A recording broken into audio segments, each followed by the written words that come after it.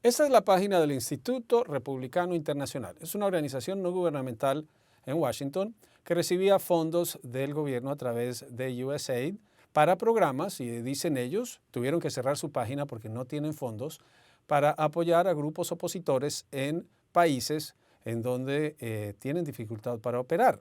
Entre esos países están, por ejemplo, Cuba, Venezuela, Nicaragua, Corea del Norte, Rusia, pero de acuerdo con un informe que publicó el Miami Herald, la decisión ha sido de no seguir adelante con esos programas porque no estarían alineados con los intereses de Estados Unidos. Vamos a hablar sobre lo que esto significa, por qué es relevante. Se viene denunciando desde que fueron congelados por lo menos $2.000 millones de USAID el impacto a nivel internacional. Para analizar lo que esto significa, me acompaña Carolina Jiménez Sandoval. Ella es la presidenta de WOLA, la Organización de Washington para América Latina, una organización no gubernamental de defensa de los derechos humanos. Gracias, Carolina, por acompañarnos nuevamente. ¿Qué significa que entidades como este Instituto Republicano Internacional no puedan seguir con los programas que adelantaban en los países en mención? Yo creo que lo que significa, Juan Carlos, en primer lugar, es un quiebre importante con lo que ha sido la política exterior de Estados Unidos hacia ciertos países. Una política exterior que, en el caso específico de los países que mencionas, Venezuela, Nicaragua, Cuba y bueno, en otras latitudes como Irán, Corea del Norte, tenía bastante apoyo bipartidista, al menos en cuanto al reconocimiento de la naturaleza de los gobiernos de estos países, gobiernos antidemocráticos, represivos, etcétera.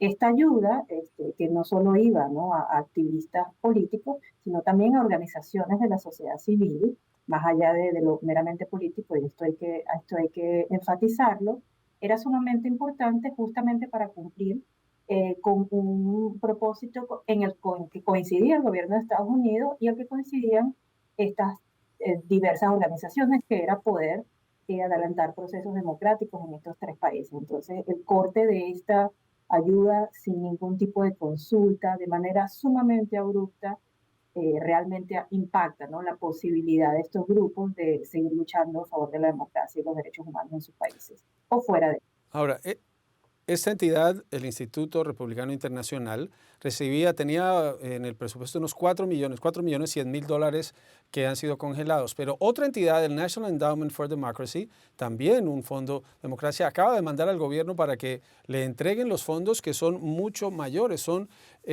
casi 180 millones de dólares. Aquí, en las capitales de los gobiernos en donde no se permite el disenso de manera clara, deben estar celebrando. Están celebrando y lo han hecho públicamente. Efectivamente, tanto el National Endowment for Democracy como otras organizaciones que han visto sus fondos congelados en estos momentos están en procesos de litigio, porque hay que recordar que esos fondos fueron apropiados por el Congreso de Estados Unidos y ahora de forma inconsulta suspendidos por el Poder Ejecutivo. Entonces allí hay un problema claro de contrapesos.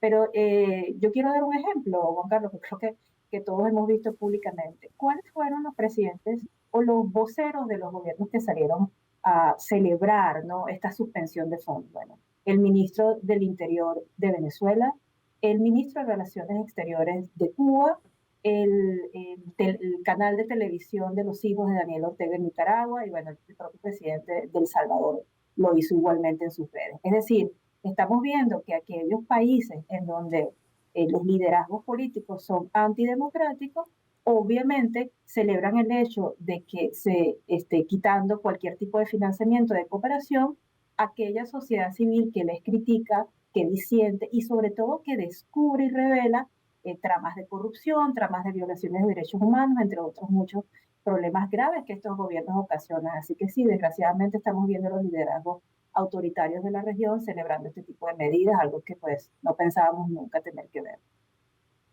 Y algo que sorprende tal vez más es que Marco Rubio, secretario de Estado, ex senador, es muy cercano a los temas de la región y se pensaba que los entendía y que tenía parte de eso como su misión, pero él es el director encargado de USAID, el secretario de Estado, y bajo su mandato es que se están dando estos recortes.